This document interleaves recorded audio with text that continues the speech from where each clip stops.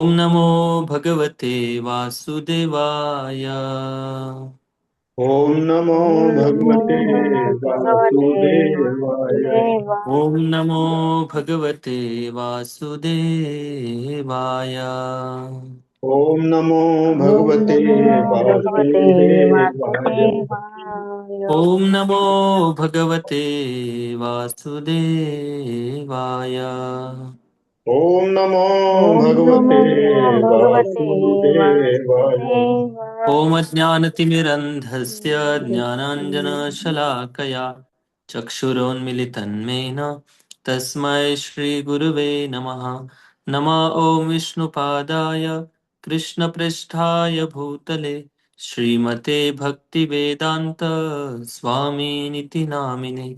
नमस्ते सारस्वती देवे गौरवाणी प्रचारिणे निर्विशेष शून्यवादी पाश्चात्यदेशतारिणे वाञ्छाकल्पतरुभ्यश्च कृपासिन्धुभ्येव च पतितानां पावनेभ्यो वैष्णवेभ्यो नमो नमः।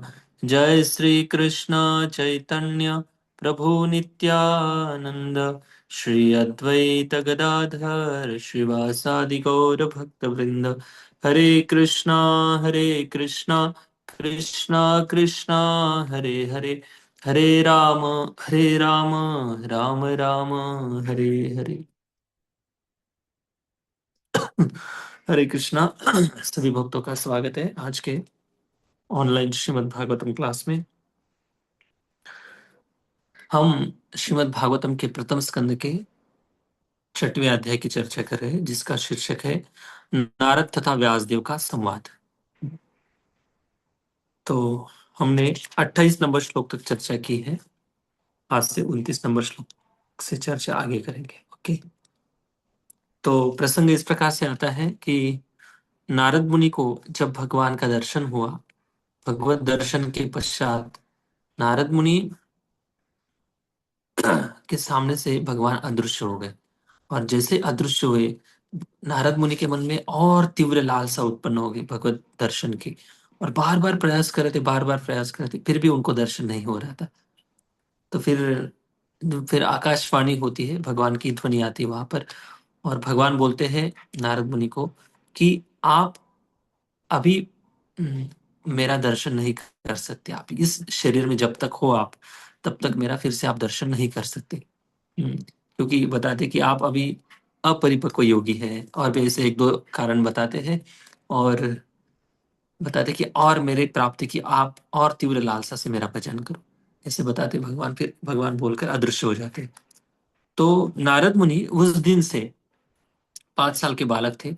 जब तक उनको इस भौतिक शरीर में वो रहे, तब तक वो उस काल की प्रतीक्षा कर रहे थे, उस क्षण की प्रतीक्षा कर रहे थे कि किस दिन में, कब मेरा ये शरीर छूटेगा और मैं भगवत पार्षद बनूंगा या भगवत प्राप्ति होंगी मुझे।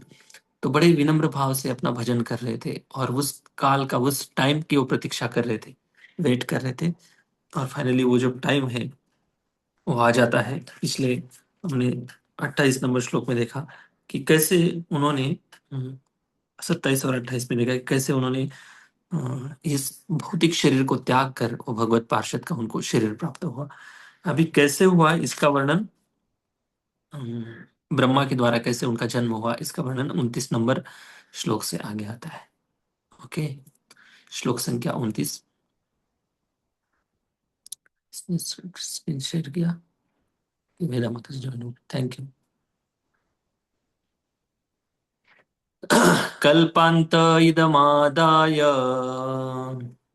कल्पान्त इदमादाय शयानिम्बस्युदन्वतः शयाने वस्तु शयानि तद्वतः दन्तवताः। शीश शीशईशोरनुप्राणम् शीशैशोरनुप्राणम् शेषशैलचूर्णप्राणम् विभीषेऽन्तर अहं विभो। विभीषे अन्तरहं विभो। विभीषेऽन्तरहं हाँ, विभो। विभो मीन्स ब्रह्मा, ब्रह्मा जी का नाम लिया जा रहा है यहाँ पर। कल्पांत मतलब कल्प के अंत में। कल्प का अंत एक, हाँ, यहाँ पर बताया जा रहा है। कल्प अंत का अर्थ ये है कि जब ब्रह्मा जी का जो दिन होता है वो जब पूरा हो जाता है, 12 घंटे जो होते हैं, इसका कैलकुलेशन सबको पता है। मतलब पृथ्वी लोक के अनुसार सत्ययुग, त्रेतायुग, द्वापर युग और कलयुग, ये जो है एक चतुर्युगी होती है। ऐसी 1000 जब बन जाती है तब ब्रह्मा जी के 12 घंटे होते हैं। हम्म। कल्पांतम इदम आदाय। जब कल्प के अंत के बाद अंत होता है तब सारी सृष्टि शयाने स्युदन्वतः। असंभि मतलब जल में जो निवास करने वाले भगवान नारायण हैं, उनके शरीर में सारी सृष्टि चले जाती है। ये बात यहाँ पर बताई जा रही है। और शीश ईश्वर प्राणम, भगवान नारायण के शरीर में सब चला जाता है। श्वास जब लेते हैं, अनुप्राणम, एक होता है प्राण, प्राण छोड़ना, और अनुप्राण रिटर्न वापस श्वास लेते हैं। तो उस जब श्वास लेते हैं तो सारे भगवान के शरीर में प्रवेश कर जाते हैं। और अहम, अंत भीतर मैंने विभु, ब्रह्मा जी का जब दिन खत्म हुआ तब ये सारी सृष्टि भगवान की इसमें चले जाती है। उसके बाद फिर अगले श्लोक में वर्णन आएगा कि कैसे भगवान किस शक्ति से जब सृष्टि की निर्मित होती है, उसके बाद फिर से क्रिएशन शुरू होता है। अभी देखिए यहाँ पर जो बताया जा रहा है ना, ब्रह्मा के एक दिन में का जो अंत होता है, अभी पृथ्वी लोक के लोगों को ये समझाने के लिए युगों का कैलकुलेशन करके बताया जाता है।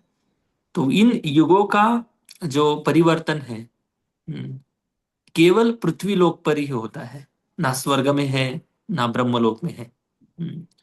कलयुग जो होता है, कलयुग और किसी अन्य लोक में नहीं है, बस केवल पृथ्वी लोक पर ही कलयुग होता है। सत्य युग, त्रेता युग, द्वापर युग, ये सारे युग केवल पृथ्वी लोक पर ही दिखाई देते हैं, बाकी अन्य प्लैनेट्स पर नहीं दिखते हैं। तो क्योंकि उनका एक रचना ही अलग है, उनका काल क्रम ही अलग चलता है। ठीक है। तो कल्प के अंत में जब भगवान नारायण प्रलय के जल में लेट लेट गए, तब ब्रह्मा जी समस्त सृष्टिकारी तत्वों सहित उनके भीतर प्रवेश करने लगे, और उनके श्वास से मैं भी भीतर चला गया। हम्म। जैसे श्वास लिया तब सारी सृष्टि भगवान की इसमें चले गई शरीर में, ब्रह्मा जी समेत सब लोग चले जाते हैं। तो ये जो भगवान की जो सृष्टि है, ऐसे ही काम करती है। फिर प्रश्न ये आता है कि ब्रह्मा जी के शरीर में सब चले गए, फिर नारद मुनि का जो शरीर मिला था उनको, पार्षद दिव्य आध्यात्मिक शरीर, वो तो भौतिक शरीर नहीं था। फिर वो कैसे ब्रह्मा जी के साथ सब चले गए? अभी चले गए तो चले गए, इसमें कोई अभी तक तो पढ़ा नहीं मैंने। अभी उधर जाके क्या किया नारद मुनि ने, इसलिए भगवान का भजन ही किया होगा। और क्या ही करेंगे, भगवान के पास जाकर भगवान का ही भजन किया होगा। तो जब चले गए, ब्रह्मा जी की जो सृष्टि बनाई जाती है, इस सृष्टि बनाने के पीछे का जो कारण है, यही कारण है कि जीवात्माओं को नए नया फिर से भक्ति करने का मौका दिया जाए। फिर से, और भगवान की ऐसी असीम कृपा है सारे जीवों पर कि भगवान कभी जीवात्माओं को छोड़कर जाते ही नहीं, हमेशा उनके साथ रहते हैं। प्रलय के बाद भी, जब प्रलय के बाद मतलब सृष्टि होती है, तब भी भगवान उनके साथ रहते हैं। तो ये समय जो था उस समय का ब्रह्मा जी याद दिला रहे हैं। फिर नारद मुनि जो है, इनका जो शरीर है, हम्म, इनका शरीर तो आध्यात्मिक शरीर है। फिर आध्यात्मिक शरीर है तो फिर वो ब्रह्मा जी से कैसे उनका जन्म होता है? ये भी एक बहुत बड़ा प्रश्न है। अगले श्लोक में देखेंगे। प्रभुपाद जी क्या बताते हैं? प्रभुपाद जी बहुत सुंदर लाइन बताते हैं, और विश्वनाथ चक्रवर्ती ठाकुर भी वही बताते हैं कि जैसे भगवान श्री कृष्ण जन्म लेते हैं, जन्म की लीला करते हैं, और वसुदेव और देवकी के गर्भ में, हृदय में प्रवेश करते हैं, उसके बाद गर्भ में प्रवेश करते हैं, और प्रवेश करने के बाद उनकी कोख से जन्म लेते हैं, भगवान अवतार लेते हैं। तो क्या भगवान भी एक भौतिक स्तर पर आकर जन्म लेते हैं, हमारे जैसा? नहीं, उनका जन्म और कर्म दिव्य होता है। वैसे ही नारायण जो है, ब्रह्मा जी जो है, ब्रह्मा जी के शरीर से जब नारद मुनि उत्पन्न हुए, तो नारद मुनि भी उसी तरह से एक उत्पत्ति के लिए कुछ ना कुछ तो एक कारण चाहिए इस भौतिक जगत में, तो उनका एक सहारा लेना पड़ता है। और उस ब्रह्मा जी के सहारे वो ब्रह्मपुत्र के रूप में प्रकट हुए। और ब्रह्मा जी के शरीर से जैसे कोई भौतिक वस्तुएं उत्पन्न होती है वैसे उनका जन्म नहीं हुआ है। तो ब्रह्मा जी के साक्षात सूक्ष्म शरीर हृदय में से, चित्त से अ, नारद मुनि का जन्म हुआ है। और जिस चित्त में पूरी तरह से ब्रह्मा जी भगवान की भक्ति का अनुभव करते हैं, ऐसी पवित्र स्थान से नारद मुनि का जन्म होता है। तो ये बात यहाँ पर बताई जा रही है। ये मुझे बड़ी तात्पर्य। जी प्रभु। हरे कृष्णा। तात्पर्य।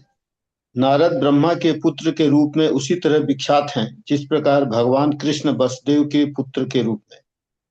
हम्म, भगवान तथा नारद जैसे उनके मुक्त भक्तगण इस संसार में एक ही विधि से प्रकट होते हैं। जैसा कि भगवत गीता में कहा गया है, भगवान का जन्म तथा उनके कार्यकलाप सभी दिव्य होते हैं। अतः प्रामाणिक अभिमत के अनुसार ब्रह्मा के पुत्र के रूप में नारद का जन्म भी दिव्य लीला है।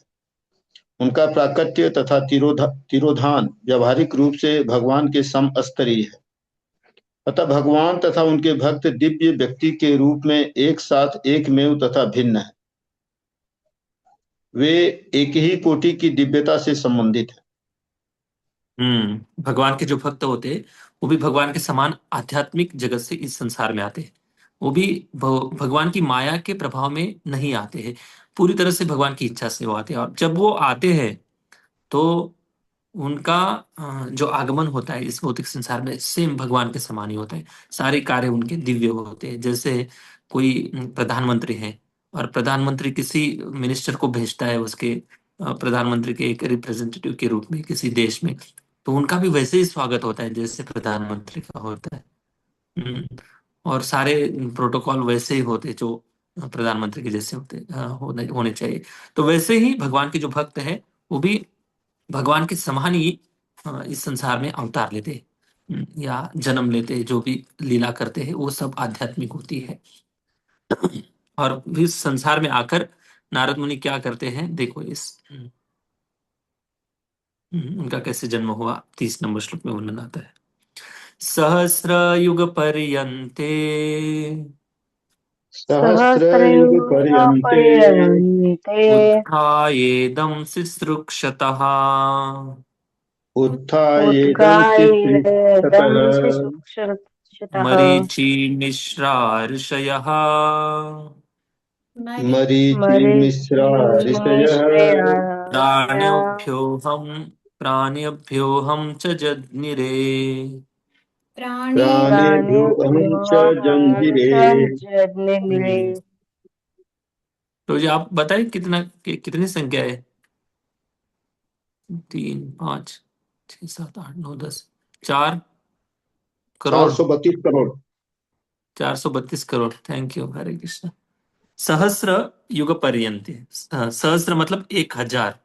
1000 युग, अभी मैंने जो बताया ना 1000 लास्ट, 1000 युग मतलब 4 युग को एक चतुर्युग कहते हैं। ऐसे 1000 जब बन जाता है तब ब्रह्मा जी के 12 घंटे पूरे होते हैं। तो वही बात बताई जा रही। सहस्र युग पर्यंते उत्था एनम सृसृक्षता। उत्थाय मतलब बीतने के बाद।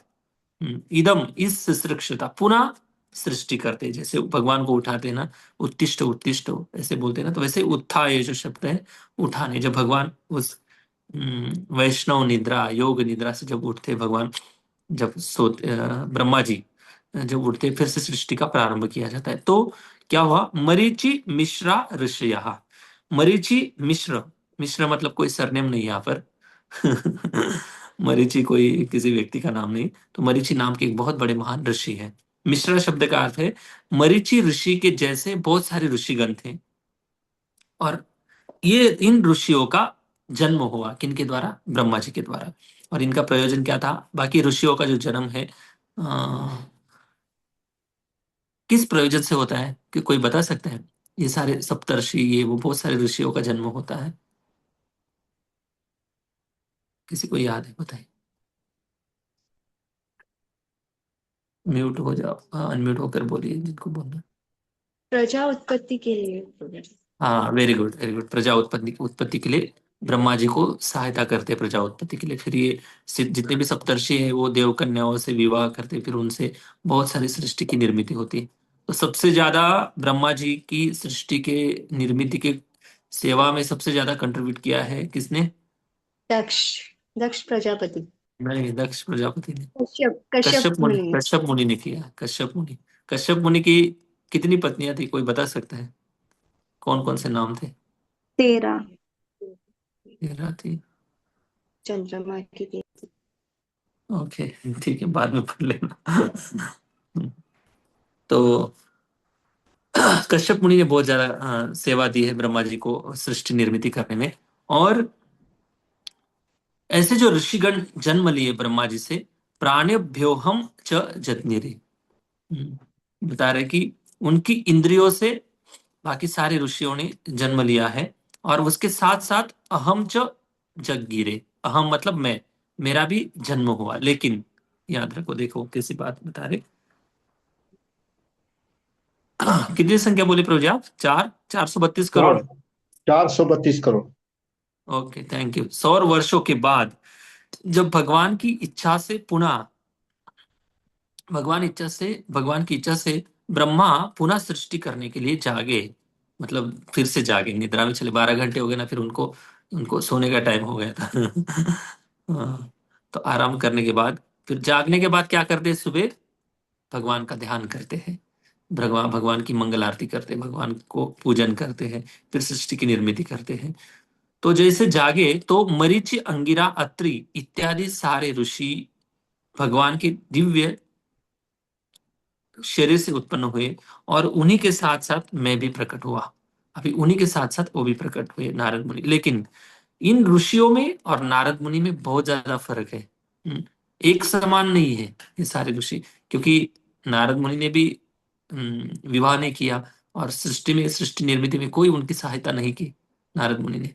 वैसे ही भगवान की भक्ति में पहले से ही तल्लीन थे।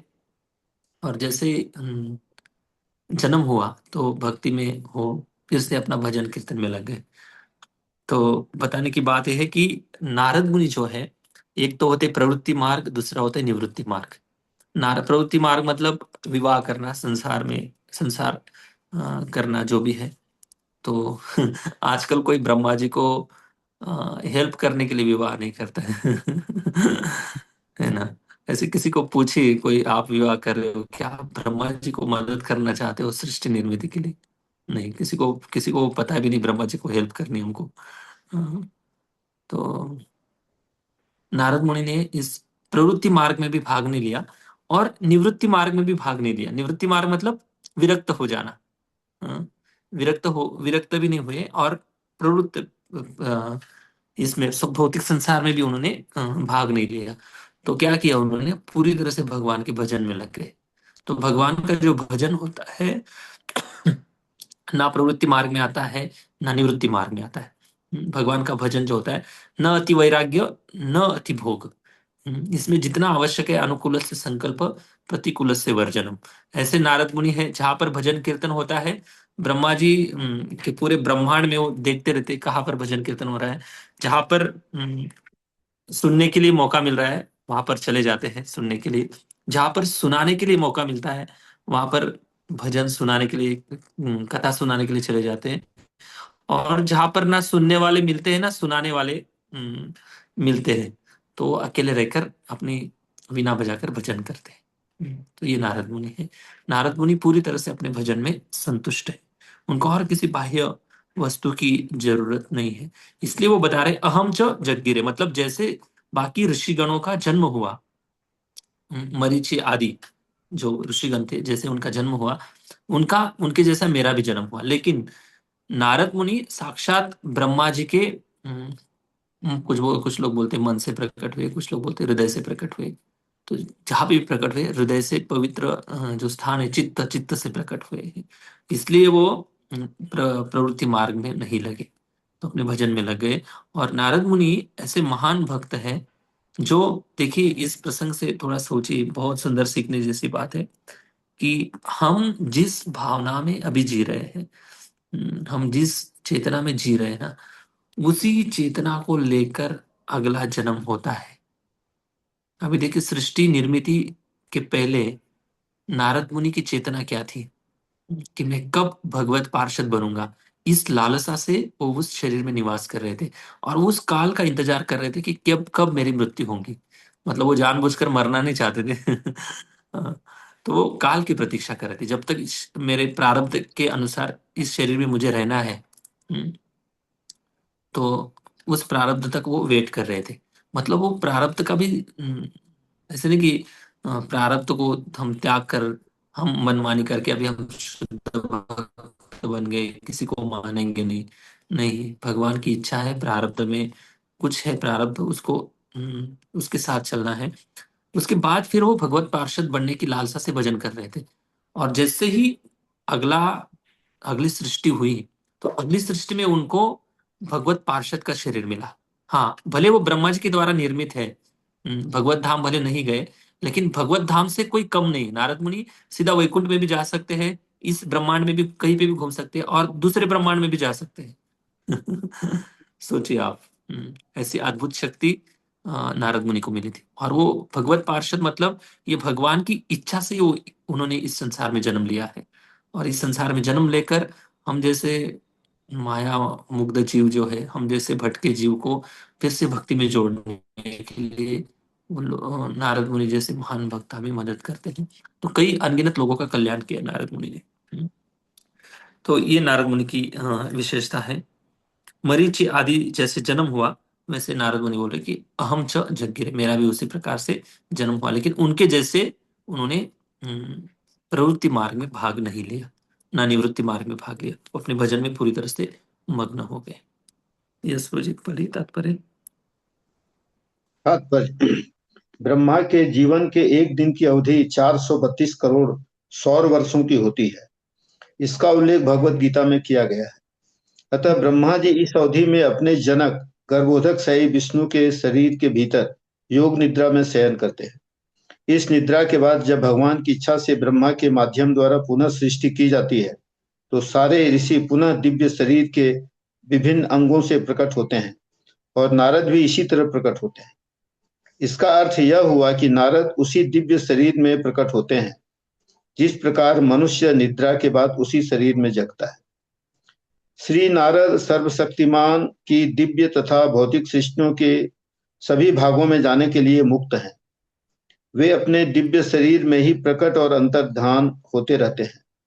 यह शरीर बद्ध जीवों के शरीर से भिन्न है, क्योंकि इस शरीर तथा आत्मा में कोई भेद नहीं होता। हम्म देखिए, जैसे हम इस शरीर, प्रभुपाद जी बहुत सुंदर उदाहरण है, जैसे हम इस शरीर में सोते हैं ना, तो जब हम नींद में से उठते हैं तो इसी शरीर से उठते हैं, है ना। कि जब ऐसा कभी हुआ है कि हम अभी पुरुष के शरीर में सोए थे, फिर कल भालू के शरीर से उठेंगे। या और किसी अन्य योनियों के शरीर से उठेंगे, ऐसा कभी हुआ है? नहीं हुआ है। तो वैसे ही नारद मुनि जो है, उनको जब भगवत पार्षद का शरीर मिल गया था, भगवत पार्षद के शरीर के साथ जब ब्रह्मा जी के साथ वो महाविष्णु के नारायण के शरीर में गए, वैसे ही जब सृष्टि निर्मित हुई तो उसी शरीर से वो बाहर आए। तो यही बात है कि जिस चेतना में हम मृत्यु के द्वार में प्रवेश करेंगे ना, तो उसी चेतना को लेकर जन्म के द्वार से बाहर आएंगे। बहुत कठिन सफर है जीवात्मा का। इसलिए बहुत मतलब सावधानी से भक्ति करनी है, भगवत प्राप्ति की लालसा से भक्ति करनी है।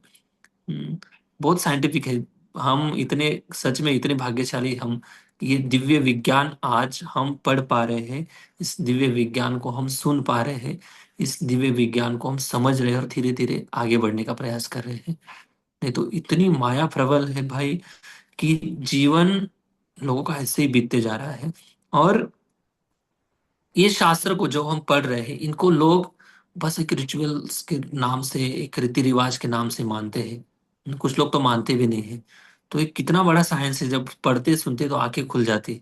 हम्म, तो बहुत गंभीर विषय भक्ति का, और सीधा जीवात्मा का कल्याण का विषय है। इसलिए ये साधारण लोग नहीं समझ सकते ये बातें, बहुत गहरी बातें हैं। तो ये नारद मुनि के जीवन से हम सीखते हैं कि किस प्रकार से हमें, जिस चेतना में हम यम यम वापि स्मरण भाव भगवान बोलते ना, त्यजन्ते कलेवरम तम तम एवेति कौन्तेय सदा तद्भाव भावित। वो जो भाव है ना, भाव मतलब हमारी आंतरिक चेतना के विचार। हम किस भाव से इस संसार में रहते हैं, भारी रूप से सारी जिम्मेदारी एक कर्मी व्यक्ति के समान निभानी पड़ती है, निभानी भी चाहिए, जिम्मेदारी है कर्मी व्यक्ति के समान। लेकिन आंतरिक चेतना भगवत प्राप्ति की होनी चाहिए। भगवत प्राप्ति के लिए लालसा से जीना चाहिए। तो यही बात नारद मुनि की यहाँ पर बताई जा रही है। ओके, 31 नंबर श्लोक। हाँ, अंतर्बहिश्लोकान् श्रीन् अन्तर्बहिश्लोकाश्रीन् पर्यम्य स्कन्दितव्रतः पर्यम्य स्कन्दन्दितव्रतः अनुग्रहान् महाविष्णोर् अनुग्रहान् महाविष्णोर् विघात विघात गतिः क्वचित्। विधात गतिः विघातगतिः क्वचित्। क्वचित्। तब से सर्वशक्तिमान विष्णु की कृपा से मैं दिव्य जगत में तथा भौतिक जगत के तीनों प्रखंडों में बिना रोक टोक के सर्वत्र विचरण करता हूँ। ऐसा इसलिए है क्योंकि मैं भगवान की अविच्छिन्न भक्ति में सेवा में स्थिर हूँ। देखो, ऐसे महान आत्मा जो होते हैं ना, भगवान की इच्छा से इस संसार में आते हैं। जो जिनका इच्छाओं का बीज जो है ना, उस बीज को जलाने के लिए माचिस लेकर घूमते हैं। जिसको भी हरि नाम की माला देते हैं, समझ लो उन्होंने माचिस दे दी उनके हाथ में। और जितने माचिस जलाएंगे उतने कर्म जलते जाएंगे। ऐसे महान जो भक्त होते हैं ना, और वो माचिस जो होती है, माचिस सबके हाथ में भगवान नहीं देते। जो विशेष जीवात्मा होते हैं, जो भक्ति के प्रचार में लगे हुए हैं, उनके हाथ में माचिस देते हैं। और जिन जिन जिनको मिलते हैं उनको वो देते जाते हैं। और लोग जैसे उस माला रूपी माचिस का इस्तेमाल करते हैं, उतने पाप लोगों के जलते जाते हैं। तो नारद मुनि बता रहे कि अंतर बहिष्ठ लोकांतरिक, अंत मतलब दिव्य जगत में, हम्म, या अंतरिक्ष बोलते हैं ना, आजकल साइंटिस्ट लोग जाते हैं अंतरिक्ष में, घूम फिर के आते, खाने पीने के लिए कुछ मिलता नहीं, इधर से लेके जाते अपने ही, क्या बोलते हैं उसको, गंदगी में रहना पड़ता है उधर, पता नहीं क्या क्या उनको असुविधा का अनुभव करना पड़ता होगा। अंतरिक्ष में जाते कुछ करके आते होंगे, या जाते या नहीं जाते भगवान जाने। तो चलो जाते भी है, लेकिन कितनी कठिनाई का सामना करना पड़ता है उनको। बहुत कठिनाइयों का सामना करना पड़ता है। लेकिन नारद मुनि देखो, भगवान की कृपा से सब कुछ संभव है। अगर किसी को अंतरिक्ष में घूमना है, किसी को पुष्पक विमान में घूमना है, या अन्य नव वर्षों में घूमना है, नवद्वीप में घूमना है, तो सारी इच्छाएं भगवान की भक्ति से पूरी हो जाती है। तो नारद मुनि को ऐसी सेवा दी है भगवान ने कि इस भौतिक संसार में रहते हुए जो माया में पड़े हुए जीव हैं, उनको भगवान की याद दिलाना, उनको भक्ति के मार्ग पे आगे बढ़ाना, ये नारद मुनि की बहुत बड़ी सेवा है। इसलिए सेवा के कारण वो घूमते हैं, उनको कोई घूमने की इच्छा नहीं है। उनको कोई घूमने की इच्छा नहीं। और कभी ऐसा नहीं होता कि फ्लाइट लेट हो गई, या अभी इंडिगो का ये इतना सारा इशू चल रहा है। ऐसा कुछ भी नहीं है। हाँ, उनके पास पहली बार तो मन की फ्लाइट है, वो बस इच्छा करो यहाँ से वहां जाना है ब्रह्मलोक में, तुरंत ब्रह्मलोक में चले जाएंगे। भगवान के पास जाना है, भगवान के धाम में, तो भी जा सकते हैं। लेकिन नारद मुनि ऐसे बिना मतलब के घूमते भी नहीं है। जहां पर भगवान के संबंधित वार्ता है, उसी जगह पर जाते। जहां पर जीवात्माओं का कल्याण करना है, उसी जगह पर जाते। बाकी और कोई ऐसा मौका नहीं, सेवा नहीं, तो फिर अपने भजन में वो मग्न रहते हैं। तब से सर्वशक्तिमान विष्णु की कृपा से मैं दिव्य जगत में तथा भौतिक जगत में तीनों प्रखंडों में बिना रोक टोक के सर्वत्र विचरण करता हूँ। कोई रोकता नहीं नारद मुनि को, जहां पे भी इच्छा हो वहां पे प्रवेश कर सकते नारद मुनि। हम्म। और इसलिए ऐसा है क्योंकि भगवान की भक्ति में सेवा करनी है उनको, और कोई कारण नहीं, बस केवल घूमना है ऐसा नहीं। और अनुग्रह महान विष्णु, ये भगवान श्री कृष्ण की कृपा है। उनकी कृपा से ही मैं बिना रोक टोक के, अविघात, बिना रोक टोक के पूरे अंतरिक्ष में, ब्रह्मांड में भ्रमण कर सकता हूँ। तो ये नारद मुनि की बहुत विशेष कृपा है, नारद मुनि पर, जो इस प्रचार कार्य में लगे हुए हैं। ठीक है, तात्पर्य पढ़िए प्रभु जी। यस, तात्पर्य। जैसा कि भगवत गीता में कहा गया है, भौतिक प्रक्षेत्र ब्रह्मांड के 3 प्रखंड हैं। ये हैं ऊर्ध्वलोक, मध्यलोक तथा अधोलोक। ऊर्ध्वलोकों के परे अर्थात ब्रह्मलोक के ऊपर ब्रह्मांड के भौतिक आवरण होते हैं और इनके भी ऊपर चिन्मय आकाश होता है जिसका विस्तार असीम है और जिसमें अपने शाश्वत मुक्त पार्षदों सहित भगवान द्वारा निवसित असंख्य स्वतः प्रकाशित वैकुंठ लोक होते हैं। श्री नारद मुनि इन सभी लोकों में भी भौतिक एवं दिव्य प्रक्षेत्रों में बिना रोक टोक प्रवेश कर सकते हैं। जिस तरह भगवान अपनी सृष्टि के किसी भी भाग में स्वतः जाने के लिए स्वतंत्र हैं। भौतिक जगत में सारे जीव भौतिक प्रकृति के 3 गुणों सतोगुण, रजोगुण, तमोगुणों से प्रभावित रहते हैं, लेकिन श्री नारद मुनि इन सारे भौतिक गुणों से परे हैं, अतः वे कहीं भी अबाध रूप से विचरण कर सकते हैं। वे मुक्त अंतरिक्ष यात्री हैं। भगवान विष्णु की अहेतुकी कृपा अद्वितीय होती है और ऐसी कृपा केवल भगवान के अनुग्रहवश भक्तों द्वारा अनुभव की जाती है। अतएव भक्त कभी भी च्युत नहीं होते, लेकिन भौतिकतावादी अर्थात सकाम कर्मी तथा ज्ञानी अपने अपने गुणों से बाध्य होकर च्युत होते हैं। जैसा कि कहा जा चुका है, ऋषिगण नारद की तरह आध्यात्मिक जगत वैकुंठ में प्रवेश नहीं कर सकते। इस तथ्य का उद्घाटन नरसिंह पुराण में किया गया है।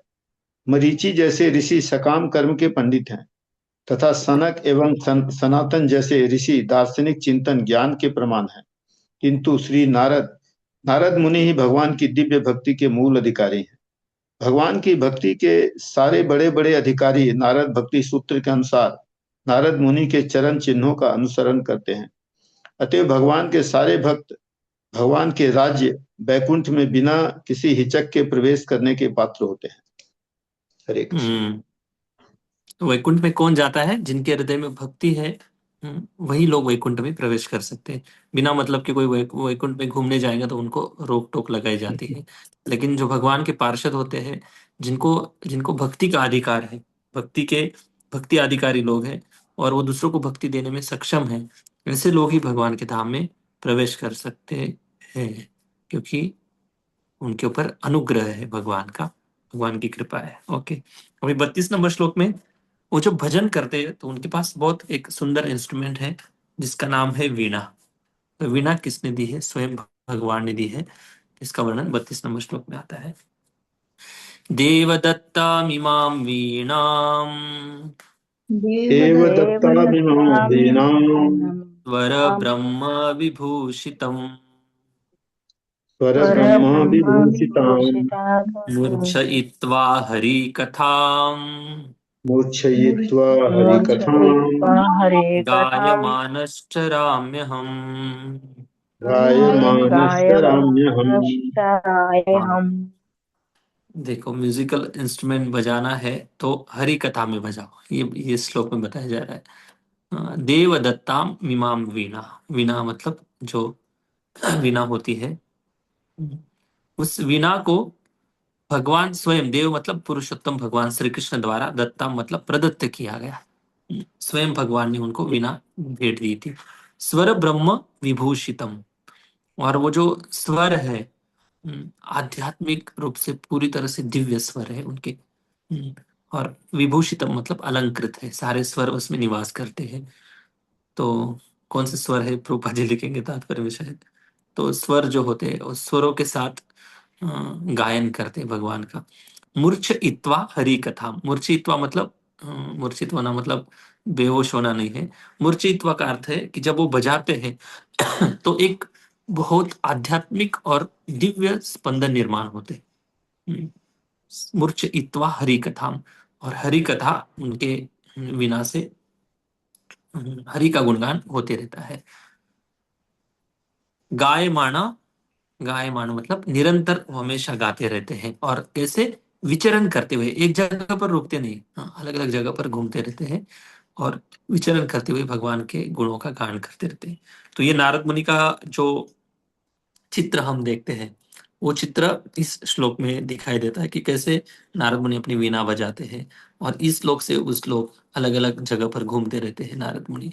तो ये जो वीणा है बहुत आध्यात्मिक स्वरूप की वीणा है। ऐसी कोई साधारण इस भौतिक जगत की बनाई वीणा नहीं है, स्वयं भगवान ने दी है। और इस वीणा की सहायता से नारद मुनि भगवान का गुणगान करते हैं, और वीणा भी आध्यात्मिक है, और वीणा भी भगवान का गुणगान करती है। तो नारद मुनि और वीणा, इन दोनों का बहुत अच्छा संगम है। और म्यूजिक के साथ जब गायन किया जाता है तो उसका और भी अलग रस प्राप्त होता है। भगवान को अ, रिझाने के बहुत अलग अलग माध्यम है।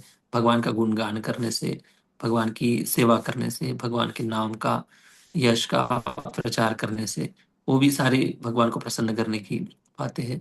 लेकिन भगवान के सामने गाने से भगवान बहुत जल्दी रिझ जाते हैं, भगवान बहुत जल्दी प्रसन्न हो जाते हैं। और वो भी एक संगीतमय ढंग से, अगर अच्छे से सुर के साथ अच्छे से उस प्रसंग के राग के अनुसार अगर गाया जाता है तो भगवान बहुत जल्दी प्रसन्न हो जाते हैं। और भगवान भी अम, क्या, भगवान का भी एक गुण है, उनको भी एक संगीत पसंद है भगवान को। भगवान भी नाचना पसंद करते, भगवान भी गायन पसंद करते, भगवान को भी सुनना अच्छा लगता है। कोई भगवान का ही गुणगान बार बार अच्छे स्वर में करते हैं तो भगवान भी प्रसन्न होते हैं। इस तरह मैं भगवान की महिमा के दिव्य संदेश का निरंतर गायन करते हुए और इस वीणा को झंकृत करते हुए विचरण करता रहता हूँ, जो दिव्य ध्वनि से पूरित है और जिसे भगवान कृष्ण ने मुझे दिया था। अभी ये किसको बता रहे? नारद मुनि व्यासदेव जी को बता रहे हैं। अभी कहाँ पे बैठे हैं वो? हाँ, सरस्वती नदी के किनारे, शम्यप्राश जो भी आश्रम थे, हाँ, तो वहां पे बैठे, अभी वहां पे बैठकर वो कथा कर रहे हैं। अभी एक कथा होने के बाद फिर वहां से चले जाएंगे, गायब हो जाएंगे और कई जगह दूसरी जगह चले जाएंगे। तो ये नारद मुनि का बताने का जो स्टाइल है, तो बता रहे कि मुझे मैं विचरण करते रहता हूँ इस वीणा को झंकार करते हुए, मैं भगवान का हम्म, नाम का गायन करते रहता हूँ।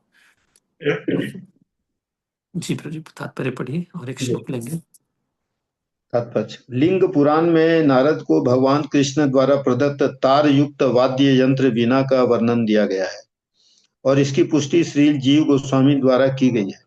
यह दिव्य वाद्य भगवान श्री कृष्ण तथा नारद जी से अभिन्न है, क्योंकि ये सभी एक ही दिव्य कोटि के हैं। इस वाद्य द्वारा झंकृत ध्वनि कभी भौतिक नहीं हो सकती।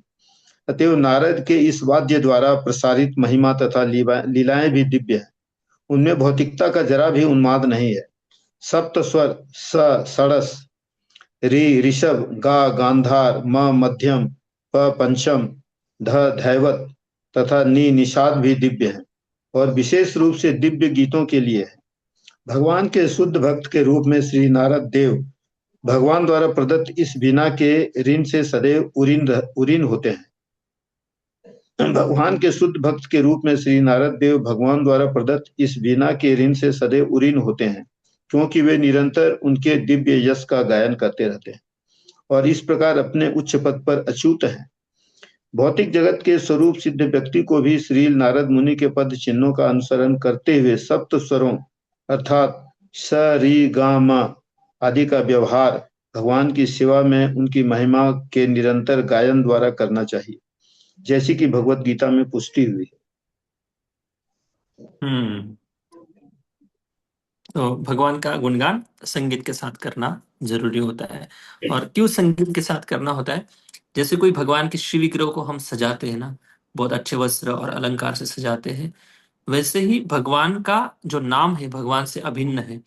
और नाम अभिन्न होने के कारण भगवान के नाम का जो कीर्तन है वो भी बहुत अच्छे से करना चाहिए। ऐसे मन में सोचना चाहिए कि भगवान के नाम का, नाम रूपी जो भगवान है, उनको अगर अच्छे संगीत के साथ गाया जाता है, अच्छे स्वर में गाया जाता है, तो एक भगवान के श्रृंगार करने के समान है। सही बात है ना? जैसे हम आंखों से भगवान के रूप को देखते हैं, भगवान को अगर किसी ने अच्छा सजाया है तो बहुत प्रसन्न हो जाता है मन, है ना? वैसे ही भगवान का नाम का कीर्तन जब अच्छे स्वर में गाया जाता है, अच्छी भावना में गाया जाता है, तो कान से भी हम तृप्ति का अनुभव करते हैं, प्रसन्नता का अनुभव करते हैं। तो उस भाव से भगवान के नाम का कीर्तन करना चाहिए। ऐसे ही वो नींद में से उठकर कैसे भी उल्टा पुल्टा गाना नहीं चाहिए। क्योंकि हम अभी इतनी भावना हमारी अच्छी नहीं है साधक स्तर पर। हमारे हृदय में ना भगवत प्रेम है, ना भगवान के प्रति उत्कट इच्छा है भगवत प्राप्ति की। साधक अवस्था में वो चीजें नहीं रहती। हाँ, इतिहास में कई ऐसे लोगों ने बिना सुर के बिना ताल के भगवान को पुकारा है, भगवान नाचते नाचते आ गए हैं। तो जहां तक संभव है उतना अच्छी क्वालिटी की सेवा में भगवान को अर्पित करनी चाहिए, जितना हो सके उतना, जिससे भगवान बहुत ज्यादा प्रसन्न होते हैं। यस बड़ी तात्पर्य। अच्छा, तात्पर्य नहीं पढ़ अभी तो लिया ना? श्लोक ओके सॉरी, श्लोक। हाँ ये श्लोक पढ़ना ओके, हाँ पड़ेगा। इसका तात्पर्य 33 नंबर है। ओके, लास्ट श्लोक। प्रगायता स्ववीर्याणि प्रगायत स्ववीर्याणि तीर्थपाद प्रियश्रवः तीर्थपाद प्रियस्रवा आहूत इव मे शीघ्रम् आहूत इव मे शीघ्रम् दर्शनं याति चेतसि। दर्शनम याति चेतसि। हाँ, इस प्रकार गाते हुए प्रगायता स्ववीर्याणि, भगवान की लीलाएं गायन करते करते तीर्थपाद प्रियश्रवः, जिन चरण कमल में से निवास करते हैं या वहां से भगवान के चरणों से उनका स्रोत है। प्रिय श्रवा, सुनने में सुखद। प्रिय श्रवा, श्रवा मतलब सुनना, सुनने में सुखद हो ऐसा वो कीर्तन करते रहते हैं नारद मुनि। और इसका परिणाम क्या है? आहूत इव में शीघ्रम, जैसे नारद मुनि बता रहे कि शीघ्रम मतलब तुरंत, दर्शनम याति चेतसी। आहूत मतलब जैसे मैं कीर्तन शुरू करता हूँ, भगवान के नाम का यश शुरू करता हूँ, गायन शुरू करता हूँ, भगवत संकीर्तन का कीर्तन शुरू करता हूँ, तो शीघ्रम दर्शनम याति चेतसी, तुरंत उनके हृदय स्थल में भगवान नारद मुनि को दर्शन देते हैं, तुरंत दर्शन देते हैं, बिना टाइम के। शीघ्रम दर्शनम याति चेतसी। तो ये है भगवान की कीर्तन का प्रभाव। जो ही मैं भगवान श्री कृष्ण की सुमधुर महिमा की पवित्र लीलाओं का कीर्तन करना प्रारंभ करता हूँ, त्यों ही वे मेरे हृदय स्थल में प्रकट हो जाते हैं, प्रकट हो जाते हैं, मानो उनको बुलाया गया है। जैसे कोई बुलाता है, तो नारद मुनि वैसे पुकारते हैं हृदय से, तो तुरंत भगवान उनको हृदय में दर्शन देते हैं। और उस दिव्य तरंगों के माध्यम से नारद मुनि इतने भाव विभोर हो जाते हैं, प्रसन्न हो जाते हैं। और उस प्रसन्नता के कारण जिनके भी साथ वो कथा करते, जिनके भी सामने कीर्तन का गायन करते, वो भी लोग भौतिक जगत से उनकी चेतना उठकर वो भी आध्यात्मिक चेतना में मग्न हो जाते हैं। तो ये बात यहाँ पर नारद मुनि अपना रियलाइजेशन शेयर कर रहे हैं, अपनी साक्षात्कार बता रहे हैं कि कैसे भगवान उनके सामने प्रकट होते हैं। तो हमें भी सिखा रहे कि यत्र गायन्ति मद्भक्ता, से बताया जाता है ना कि कौन सा श्लोक है पद्म पुराण से, या श्लोक है बहुत सुंदर है। नाहम वसामि वैकुंठे नाहम योगिनो हृदयेषु वा यत्र गायन्ति मद्भक्ता तत्र तिष्ठामि नारद। नारद जी को ही भगवान बताते कि मैं कहाँ निवास करता हूँ, ना योगियों के हृदय में निवास करता हूँ, ना वैकुंठ में मैं निवास करता हूँ। जहां पर मेरे भगवान मतलब मेरे जो भक्त हैं, मेरे कीर्तन करते, मेरे नाम का संकीर्तन करते रहते, उनके साथ में बैठकर निवास करता हूँ। जैसे कहते हैं ना कि अ, जा सुखाकारणी, मराठी में अभंग है, जा सुखाकारणी देव वेडावला वैकुंठ सोडूनी संत सदनी राहिला। मतलब वैकुंठ छोड़कर भगवान भक्तों के घर में निवास करते हैं। क्यों ऐसा संभव है? जहां पर उनके प्रेमी भक्त भगवान का कीर्तन करते हैं। इसलिए कीर्तन बहुत बहुत पावरफुल है। भक्ति के सारे अंग हमें करते हैं, लेकिन जितना हम कीर्तन करते हैं, जितना ध्यान से कीर्तन करते हैं भगवान का नाम का, जितना अच्छे से कीर्तन करते हैं, उतने भगवान बहुत ज्यादा प्रसन्न होते हैं। इसलिए भगवान को हमारे सामने अगर प्रकट कराना है तो कीर्तन एक बहुत आसान तरीका है। विशेषता कलयुग में तो युग धर्म बताया है, तो हम युग धर्म पालन तो बाहरी रूप से करते हैं, लेकिन हम प्रेम प्राप्ति का जो धर्म है, प्रेम संकीर्तन, जो प्रेमी भक्त है जिनके हृदय में भगवान के प्रति प्रेम है, उनके मुख से जब हम कीर्तन सुनते हैं तो वो प्रेम संकीर्तन बन जाता है। तो प्रेम से पुकारा हुआ जो गायन है, संकीर्तन है, उसका प्रभाव ही कुछ अलग होता है, जो प्रभाव शब्दों में नहीं वर्णन कर सकते। क्योंकि साक्षात्कार आध्यात्मिक होते हैं और शब्द भौतिक होते हैं, और भौतिक शब्दों से आध्यात्मिक चीजों का बहुत कम, मतलब नहीं के बराबर वर्णन हो सकता है। अभी समझो किसी को तकलीफ हो रही है, किसी बीमारी के कारण, किसी पीड़ा के कारण, या बुखार के कारण। अभी वो तकलीफ कितनी हो रही है वो कोई डॉक्टर नाप नहीं सकता है। जो पेशेंट है उसी को पता है कि मुझे क्या तकलीफ हो रही है और कितनी तकलीफ हो रही है। कोई मशीन ही नहीं निकली है अभी तक। तो वैसे ही जो लोग भगवान की भक्ति में आनंद लेते हैं, भगवान की भक्ति में भगवान को प्रसन्नता के लिए कीर्तन गायन करते हैं भगवान का, उनको उनको जो दिव्य साक्षात्कार अनुभव जो भी होता है वो कोई मापने का तरीका ही नहीं। है ना। क्योंकि भौतिक शब्दों में और कितना ही गायन करेंगे बताएंगे वो। इसलिए नारद मुनि बता रहे कि दर्शनम याति चेतसी, मुझे तुरंत दर्शन देते हैं भगवान जब मैं भगवान का नाम संकीर्तन शुरू करता हूँ। ओके, इस कुछ तात्पर्य पढ़िए। यस, तात्पर्य। परम पूर्ण भगवान अपने दिव्य नाम रूप लीलाओं तथा उनकी शब्द ध्वनियों से भिन्न नहीं है। जो ही शुद्ध भक्त उनके नाम रूप तथा लीलाओं का श्रवण कीर्तन तथा स्मरण करते हुए शुद्ध भक्ति में लग जाता है, क्यों ही भगवान आध्यात्मिक दृष्ट पटल टेलीविजन के द्वारा शुद्ध भक्त के हृदय रूपी दर्पण पर अपना प्रतिबिंब उसकी दिव्य आंखों के सामने दिखलाते हैं। अतएव शुद्ध भक्त जो भगवान से दिव्य प्रेमा भक्ति के कारण जुड़ा रहता है, प्रति क्षण भगवान की उपस्थिति का अनुभव कर सकता है। यह सहज मनोविज्ञान है कि प्रत्येक व्यक्ति दूसरे व्यक्ति के मुख से अपने यश का वर्णन सुनकर आनंदित होना पसंद करता है। यह सहज स्वभाव है और भगवान भी अन्यों की भांति एक व्यक्तित्व होने के कारण इस मनोविज्ञान से अलग नहीं है, क्योंकि हर व्यक्तिगत आत्मा में पाए जाने वाले मनोवैज्ञानिक लक्षण परम भगवान के उसी मनोविज्ञान के प्रतिबिंब ही हैं। अंतर केवल इतना है कि भगवान सर्वश्रेष्ठ पुरुष हैं और अपने समस्त कार्यों में अलौकिक हैं। अतः यदि शुद्ध भक्त द्वारा अपने यश के गायन से भगवान आकृष्ट होते हैं तो इसमें कोई विस्मय नहीं होना चाहिए। चूंकि वे परम पूर्ण हैं, अतः वे अपने महिमा गायन से प्रकट हो सकते हैं और ये दोनों बातें एक हैं। श्री नारद भगवान की महिमा का कीर्तन किसी निजी लाभ के लिए नहीं अपितु इसलिए करते हैं क्योंकि यह महिमा गायन भगवान से अभिन्न होता है। नारद मुनि अपने दिव्य कीर्तन से भगवान के समक्ष पहुंच पाते हैं। हरे कृष्ण। तो ये नारद मुनि अपने वीणा के साथ जो कीर्तन करते हैं भगवान तुरंत उनके हृदय में प्रकट हो जाते हैं। Okay, Hare Krishna. Thank you. ग्रंथराज श्रीमद् भागवतम महापुराण की जय। श्रील प्रभुपाद। कोई प्रश्न है? हरे कृष्ण प्रभु जी। हाँ, थैंक यू प्रभु जी, बहुत सुंदर क्लास था। प्रभु जी, मेरा प्रश्न अभी ये लास्ट श्लोक के ऊपर ही है। इसमें लिखा हुआ है कि नारद मुनि अपना रियलाइजेशन अपने शिष्यों को बता रहे हैं, वेद व्यास जी को। प्रभु जी, ऐसे बोला जाता है ना कि अपने रियलाइजेशन किसी को नहीं बताते, मतलब आज के कलयुग की बात करें तो, लेकिन कोई कोई वक्त ऐसे बता देते हैं एक्साइटमेंट में। तो ये सही है या गलत है? रियलाइजेशन शेयर करनी चाहिए या नहीं करनी चाहिए? देखिए, जब हम भक्ति में जुड़ते हैं तो छोटे मोटे साक्षात्कार तो होते रहते हैं और होना भी चाहिए।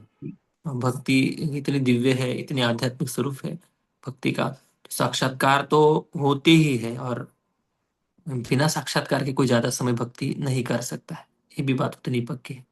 तो भगवान जो लोग भगवान की भक्ति में समय दे रहे हैं, अपना प्रयास पूर्वक प्लानिंग करते हुए भजन कर रहे हैं, उनको भगवान छोटी मोटी गिफ्ट के रूप में साक्षात्कार देते रहते ताकि वो भी प्रेरित रहे और आगे बढ़ते रहे, भक्ति के मार्ग पर उसका भी भरोसा बढ़े, विश्वास दृढ़ हो।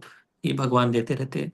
अभी कुछ लोगों का कहना ऐसा है कि हमारे जो साक्षात्कार है वो किसी को शेयर नहीं करने हैं। जो आध्यात्मिक साक्षात्कार है किसी को शेयर नहीं करने। एक उदाहरण भी दिया जाता है कि जैसे कोई काफूर होता है, कर्पूर होता है, कर्पूर अगर हवा में छोड़ देती तो उड़ जाता है। तो वैसे ही हमारे साक्षात्कार किसी को बताने नहीं है। तो हमारे साक्षात्कार अगर हम बताते हैं तो इससे नुकसान क्या होगा, इसलिए नहीं बताते कि हमारा भजन में ढीलापन आ जाएगा या हम अहंकारी बन जाएंगे और लोग हमें प्रतिष्ठा देंगे, मान सम्मान देंगे, तो हम फिर भी, और इसी के कारण हम और अहंकार बढ़ जाएगा हमारा। तो हम बाह्य जो चीजें हैं मान सम्मान प्रतिष्ठा इनमें लग जाएंगे हम, भजन कम हो जाएगा, भगवान की भक्ति में हम नहीं जुड़ेंगे, ज्यादा भारी चीजों में ज्यादा सुख ढूंढने लगेंगे। तो ये एक प्रमुख कारण है। यहाँ पर लाइट चलेगी। हाँ हाँ, तो इसके कारण नहीं बताने हैं, साक्षात्कार जो है इसके कारण नहीं बताने होते, और पब्लिक में तो बिल्कुल नहीं बताने होते। हम्म, और ये कारण है। दूसरी बात ये है कि जो सच में भक्ति में अ, आगे बढ़ना चाहता है, बहुत क्लोज है जिसके साथ, जो हमारे साथ हृदय खोल रहा है, और ऐसे गुरु जो होते हैं ना, दीन वत्सलहा, ऐसे जो भक्त होते हैं दीन वत्सल, दीन लोगों के ऊपर कृपा करने के लिए, उनको भी भक्ति का एक अनुभव बताने के लिए, उनको भक्ति में आगे बढ़ने के लिए, थोड़ा पुश करने के लिए, थोड़ा सा प्रैक्टिकली उनको आगे बढ़ने के लिए कुछ छोटे मोटे साक्षात्कार भक्त लोग शेयर करते हैं। इसका सबसे प्रमुख उद्देश्य ये नहीं कि हम कितने महान हैं और आप कितने लहान हैं, ये बताना नहीं है। उद्देश्य नहीं। हाँ, आप भी ऐसे साक्षात्कार का अनुभव कर सकते हैं, आप अगर भक्ति की प्रैक्टिस करेंगे तो इस दृष्टि से कुछ अनुभव बताना ठीक है। लेकिन पूरी पब्लिक में, पूरे प्रवचन के इस एक कार्यक्रम में अपने साक्षात्कार शेयर करने की कोई जरूरत नहीं है। अगर कोई वन टू वन डिस्कशन चल रहा है जहाँ पर कोई सच में इसको जरूरत है, आगे बढ़ाना है, मोटिवेट करना है, तो छोटे मोटे शेयर कर सकते हैं ताकि उनको भी फायदा हो। तो इसमें थोड़ा सा ध्यान रखना है कि हम, हमारी जो स्थिति है, हम किस स्टेज पर है, ये भी इम्पोर्टेंट बात है। हम अगर अनर्थ निवृत्ति के स्तर पर है, आज हमें एक आध्यात्मिक साक्षात्कार इतना अच्छा हो जाता है, इतना अच्छा लगता है, फिर कल हमारी माला ही ठीक नहीं होती है। हमारा मन हमें इतना घुमा देता है, इतना घुमा देता है कि हमें ऐसा लगता है कि हम कल भक्त थे, शायद आज कैसे नहीं हो रही हमारी भक्ति। तो भगवान दिखा देते कि आप, आपकी प्रयास से आप भक्ति नहीं कर रहे हो, मेरी कृपा से भक्ति कर रहे हो। तो ऐसी अप डाउन हमारी स्थिति अगर है, और हम साक्षात्कार तो मिलेंगे, कुछ ना कुछ अनुभव तो होंगे भक्ति में, वो अनुभव अगर शेयर करने लगेंगे तो क्या ही रहेगा फिर उसके पास। भजन की पोटली छोटी सी है और वो भी बांटते रहेगा दुनिया में। क्या मतलब है। तो नहीं बताना अच्छा है, साधक अवस्था में जितना हो सके उतना नहीं बताएंगे तो अच्छा है। अगर हम मध्यम अधिकारी के स्तर पे आ गए हैं और कोई कनिष्ठ अधिकारी व्यक्ति है और उसको सच में जरूरत है, तो थोड़े बहुत शेयर करना चाहते हैं तो कर दीजिए। हम्म। तो जरूरी नहीं कि अनुभव ही शेयर करना है, अनुभव के साथ आप जो सिद्धांत बताएंगे, जो शास्त्र से संबंधित है, तो वो सिद्धांत भी बहुत काम कर जाता है। इसलिए अनुभव शेयर करना इतना जरूरी नहीं होता है। जब उत्तम अधिकारी स्तर पे चले जाएंगे, तब आपके अनुभव के ऊपर किताबें लिखी जाएंगी। तब जरूरी नहीं कि आप बताओ ना बताओ, वो बात अलग है। भगवान की योजना से किताब लिखी जाएंगी, ऐसा नहीं कि आपकी योजना से, स्वयं भगवान की योजना से आपके नाम से, आपके जीवन चरित्र के लिए किताबें लिखी जाएंगी। तो यही बात है। और उस समय, जिस समय जैसे जर्नी किताबें होम लिखी लिखा गया, जाएंगी। हाँ जैसे जर्नी होम लिखा गया है। हाँ हाँ, परम पूज्य राधानाथ स्वामी महाराज के नाम। और जब किताबें लिखी जाएंगी, तब आपको ना अहंकार होगा, क्योंकि आप पूरी तरह से ऊपर उठ गए होंगे। तो उस समय अहंकार होने की कोई बात ही नहीं। तो ये दयावश लोगों के कल्याण के लिए, भगवान की इच्छा से, भगवान के प्लानिंग से ये किताबें, साक्षात्कार किताब में प्रिंट हो जाएंगी। लेकिन साधक अवस्था में जितना हो सके उतना भक्ति करते रहो, आगे बढ़ते रहो, क्योंकि भक्ति में अभी भी स्थिरता नहीं है। तो क्या रियलाइजेशन की पोटली खोलने की कोई जरूरत नहीं है। अगर कोई बहुत कनिष्ठ अधिकारी स्तर पर है, उसकी श्रद्धा बढ़ानी है, तो एक हाथ दो शेयर कर सकते हैं, ऐसा नहीं। लेकिन उसके लिए भी थोड़ा से अपनी भक्ति की स्थिरता होना भी बहुत जरूरी है, जिसको स्टेडीनेस कहते हैं। उसकी साधन भजन में, श्रद्धा में, ये सारी बातें अगर है, फिर दे सकते हैं। ऐसे तो रोज होंगे साक्षात्कार भक्ति में। भगवान साथ में रहते ना, हृदय में माला के रूप में, सेवा के रूप में भगवान देते रहते हैं। ओके, हरे कृष्णा। जय श्री प्रभुपाद की जय। ग्रंथराज श्रीमद् प्रभुजी भागवतम महापुराण की जय। यस। मला एक सांगत होतं तुम्ही जे स्कंद दिलाय ना मला तो मराठी नाहीये हिंदी आहे. ओके, ठीक है। तो पढ़ लीजिए, हिंदी भी आसान हरे है, ऐसा कृष्ण. कोई। हिंदी मध्येच आता वाचायला लागणार आहे मला. हाँ ठीक है, चलेगा। हाँ, हरे और कोई कृष्ण प्रश्न प्रभुजी, किसी की? दंडवत प्रणाम. धन्यवाद। नाही प्रभुजी. Okay, thank you. जय श्री प्रभुपाद की जय। थैंक यू सो मच प्रभु जी। हरे कृष्णा। प्रभु जी हरि बोल हरि बोल हरि बोल। थैंक सभी यू। भक्तों के चरणों में हरे दंडवत प्रणाम। आशा हरे करता कृष्ण हरे कृष्ण।